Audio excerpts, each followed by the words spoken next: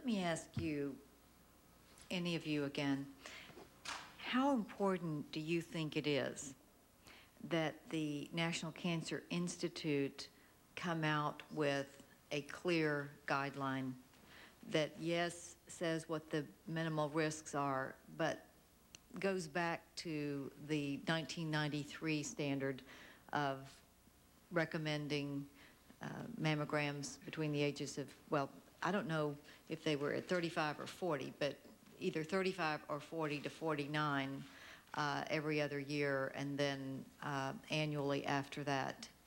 Do you think it's important that we have a clear signal from the National Cancer Institute along these lines, perhaps with some changes, but something clear? Or do you think we can continue with the progress that we're making if the message remains muddled as it has come out from this panel? Senator, I think we need a very, very clear signal from the National Cancer Institute.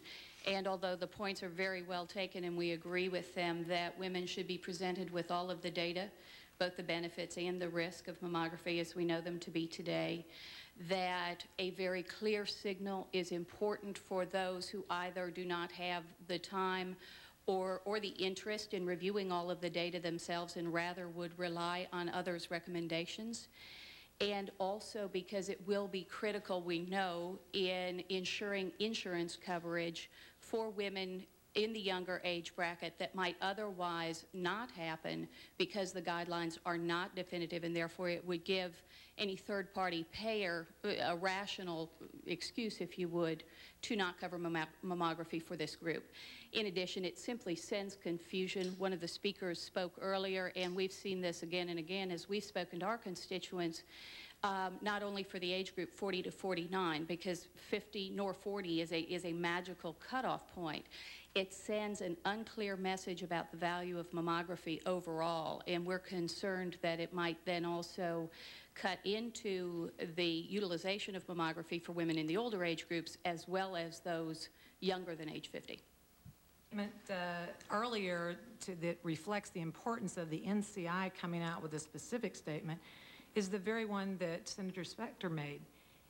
The NIH panel is identified with the NCI. When people see the results of that consensus panel, they say, this is the government's position on this issue. And how does that then play out? Well, if we're going to have federal programs to fund mammography, if the NCI position is that we're not certain it's beneficial or specifically does not recommend it in that age group, then how can you justify federal funding for that particular issue? Like it or not, the NCI is identified with that panel to some degree, even though Dr. Klausner, his statements are perfectly true.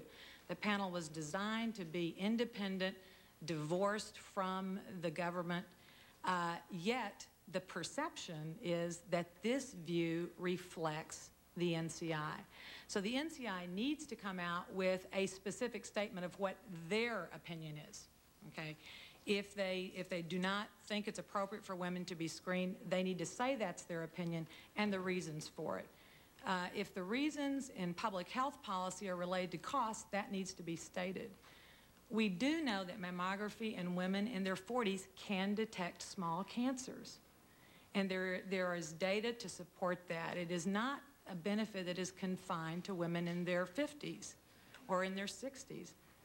The mammography can be sensitive for women in this age group and should be seen as such, and women should know that. When we're talking about truth of information and what information should be provided, we need to make sure that it's understandable and it's spelled out completely. I'll give you for an example. In the consensus statement, it was said that 10% of mammograms are going to be false positive. We have to be very careful when we throw that term around what that means, because the public is already afraid of breast cancer. Some people will take that to mean, although it will be wrong, that means that 10% of women who have abnormal mammograms either have breast cancer or will go to biopsy, when in fact the actual number is that biopsy be recommended for less than 1% of those women, and not of overall women, not of the 10%, and that most of the callbacks, or the quote false positives, are in fact nothing more than an ultrasound or an additional view mammogram, et cetera, for which there's not an invasive procedure associated. And biopsy these days is also easier than it ever was before. We've now validated, I think in the United States, lesser invasive ways to achieve tissue diagnosis, core biopsy. Well, thank you. I think that is a very important point on which to end, because I think if you step back from all of the information that we have received today, you have to accept several truths. One is breast cancer is the largest killer of women in our country. It is something that can be detected early, and it is clear that mammograms are the best source of saving lives that we have at this point. And third, I believe that there has to be a good, solid position from our premier government agency, the National Cancer Institute. This chapter is going to go on and on. As I say, I'm going to do field hearings in my own state, and there's going to be this other group meeting on February 25th and 26th. And as I said at the outset, Secretary Shalala is going to come in to testify, but one of the scientists to testify earlier.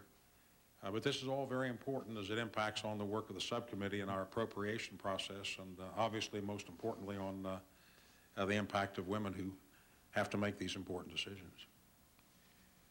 I'd like to put into the record statements by Senator Craig and Senator Snowe, and also in the record a very poignant letter from Dr. Jean Petrick, dated February 3rd, 1997, resigning from the consensus panel because of her strong disagreement with its conclusions. That concludes our hearing. Thank you very much. Thank you. The National Cancer Institute now recommends mammograms for women 50 and